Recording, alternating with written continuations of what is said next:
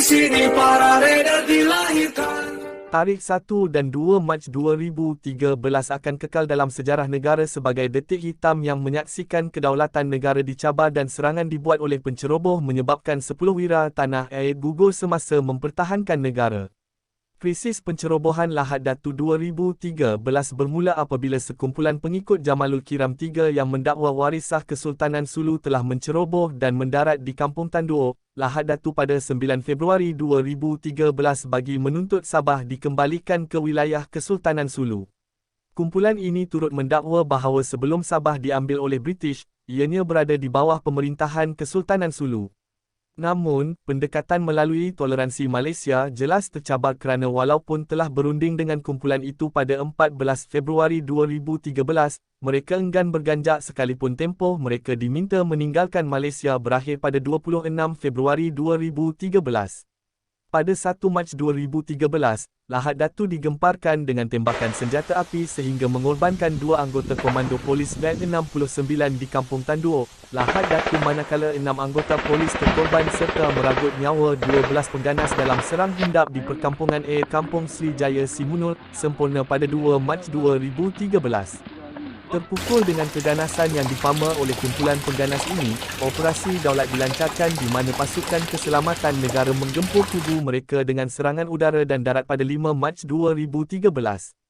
Perdana Menteri semasa itu turut menegaskan agar pengganas meletak senjata tanpa syarat dan memberi amaran bahawa mereka sedang berhadapan dengan negara berdaulat.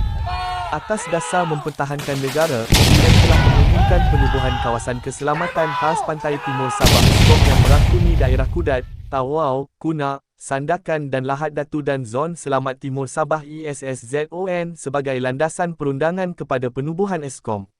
Operasi daulat turut menyaksikan penangkapan beberapa individu yang didapati bersekongkol dengan kumpulan pengganas terbabit selain anggota militan itu sendiri yang keluar daripada persembunyian selepas digempur. Pada 21 Mac 2013, 8 rakyat Filipina dihadapkan ke mahkamah dan berdepan hukuman mati serta penjara seumur hidup atas tuduhan melancarkan perang ke atas Yang di-Pertuan Agong dan menganggotai kumpulan pengganas. Seramai 443 orang turut dilapor ditahan kerana memasuki zon merah kawasan operasi daulat dan pelbagai kesalahan manakala 173 ditahan mengikut Akta Kesalahan Keselamatan, langkah-langkah khas 2012 SOSMA. Sebagai menghargai pengorbanan wira-wira yang gugur, PM mengumumkan kenaikan pangkat kepada mereka. Secara keseluruhannya, insiden berdarah itu juga meragut nyawa 68 anggota militan dalam pertempuran manakala PK melibatkan 2 anggota ATM dan 8 anggota polis telah terkorban demi mempertahankan kedaulatan negara. 2 anggota ATM yang terkorban iaitu Probert Ahmad, Hurairah Ismail, 24, yang gugur semasa pertempuran dan Probert Ahmad Farhan Ruslan, 21, yang meninggal dunia dalam kemalangan jalan raya semasa bertugas, masing-masing dinaikkan pangkat ke Kopral. 6 anggota polis pula ialah Suk Ibrahim Lebar, Michael Anak Pada, Sarjan Abdul Aziz Sarikon, Lance Kopral Muhammad Azrul Tukiran, Sarjan Baharin Hamid dan Kopral Salam Tukiran. PM menyifatkan pencerobohan pengganas Sulu di Lahad Datu sebagai peristiwa yang bukan sahaja membuka mata kerajaan, tetapi juga seluruh rakyat Malaysia, terutama di Sabah, tentang betapa pentingnya meningkatkan persiapan untuk menghadapi ancaman luar. Al-Fatihah untuk semua wira-wira negara yang terkorban.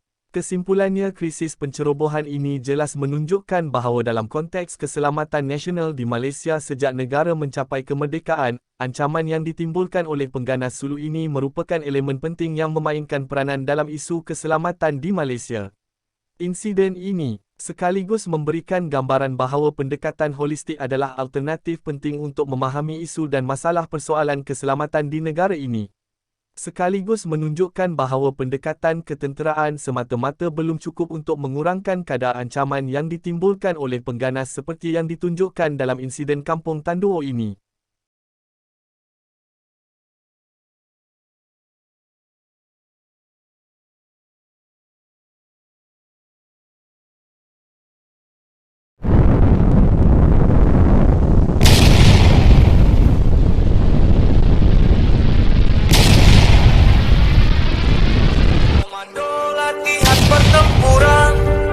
Di sini para raider dilahirkan.